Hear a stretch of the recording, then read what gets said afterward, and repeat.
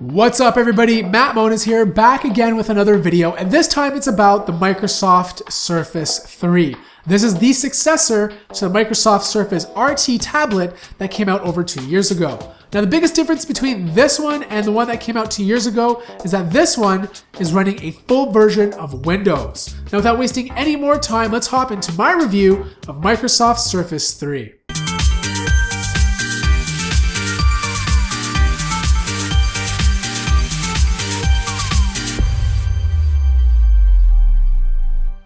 The Surface 3 is one of the best looking devices that I have ever seen. It's made from matte gray magnesium with chamfered edges. The back sports a shiny Microsoft logo and a kickstand that can be adjusted into 3 different positions. It's once you attach the type cover keyboard that the Surface becomes a unique, clean, and sophisticated looking device. The kickstand can be opened up into 3 different positions. The first position I felt was perfect for doing most work. The second, better for consuming media, and the third was kind of useless. If you plan on using this tablet on your lap, because the tablet is actually heavier than the type cover, it makes the whole device feel off balanced. The Surface is fairly thin and light, weighing only 1.37 pounds, which is 0.39 pounds heavier than the iPad Air 2. The best way to describe the weight of this laptop is between a tablet and an Ultrabook. There's not a ton of ports on the Surface, but it does have the ones that matter the most. On the left side is the USB 3.0 port, mini display port, micro USB port, and audio jack. The top you have your power button and volume rocker, and on the back under the kickstand is your micro SD card slot. On the front is the Windows logo, which acts as a home button, and 2 front-facing stereo speakers. And they actually sound really good. I was able to get them quite loud with rich sound, and it actually has some decent bass. It's definitely better than most tablets and even some Ultrabooks that I've tested. Next up is the display. And the display on the Surface 3 is 10.8 inches, which makes it pretty big to hold as a tablet.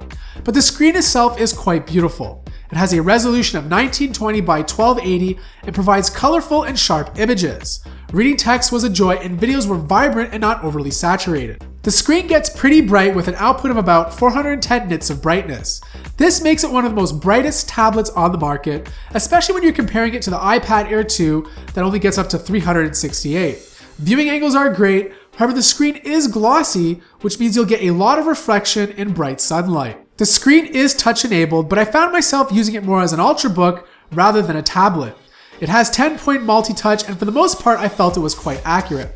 My review unit did come with the Surface Pen, which is a $50 accessory, and unlike the Surface Pro 3 that has a dedicated spot for it, you'll have to clip it to the type cover instead. The pen is great if you're into drawing or sketching, and my wife found it useful for real estate as she can have client signs offered directly on the Surface. Now the Surface 3 is using a newer Intel Atom processor, which basically means that this specific design is fanless. So it doesn't matter what you're doing on the tablet, whether it's intensive or not, it's never going to get noisy. And if you're wondering if this thing heats up, it absolutely doesn't. It doesn't matter if I was running something simple or an intensive productivity tool, it always stayed relatively cool. Now one thing I didn't like about the Surface 3 was the fact that the type cover doesn't come included with it. It will run you another $160 Canadian. However, it's definitely a must if you want the ultimate Surface experience. The type cover has improved over past generations and feels much better than a lot of laptops currently on the market. Keys feel snappy and you receive enough tactile feedback. And for a thin keyboard, there's really not that much flex. The type cover also has a backlight with a brightness setting that you can adjust depending how dark the room is. The touchpad is also good, however I felt my fingers were a little confined, especially when I was using gestures. Next up is the cameras, and I'm not one to use my tablet for photography as the size of the device makes it quite awkward. But the 8 megapixel shooter on the back does a pretty good job at taking photos. The colors are vivid and images look sharp. It's also capable of recording video at 1080p. The 3.5 megapixel front-facing camera is perfect for video conferencing and overall is able to get a pretty detailed representation of my face. Moving on to performance, and inside is a 1.6 GHz Intel Atom X7 Z8700 processor and 4 GB of RAM. The Surface 3 is perfect for watching HD videos using browsers with lots of tabs open and doing productivity work such as using the MS Office suite. Now I did install Photoshop on it and it ran fine, which in my opinion makes this the perfect PC for someone who's going back to school or travels quite frequently. If you're a video creator, gamer, or anyone else who uses software that is resource intensive, then I would recommend the Surface Pro 3, which has a more powerful CPU and an SSD drive. Now, when I first got this tablet, it was running Windows 8.1, and the battery life was pretty good. I'd get about 8 to 9 hours of use depending on the type of work that I was doing. But now that I've upgraded to Windows 10, the battery life is even better. I'm now getting about 9 to 10 hours of battery life, and the overall software experience is so much better.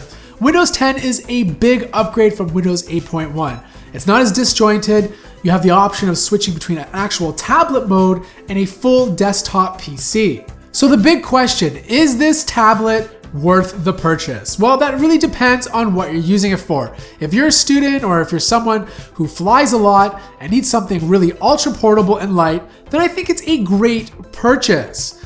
But it does cost quite a bit of money. You're looking at $639 for the version with 64 gigabytes of storage and 2 gigabytes of RAM. Now, I do suggest upgrading to the version that has 4 gigabytes of RAM and 128 gigabytes of storage, but it's going to cost you $769 Canadian. And by the time you add the additional $50 pen on top of it and the $160 type cover, you're looking at a pretty expensive purchase, and you're starting to encroach on the Surface Pro 3 territory.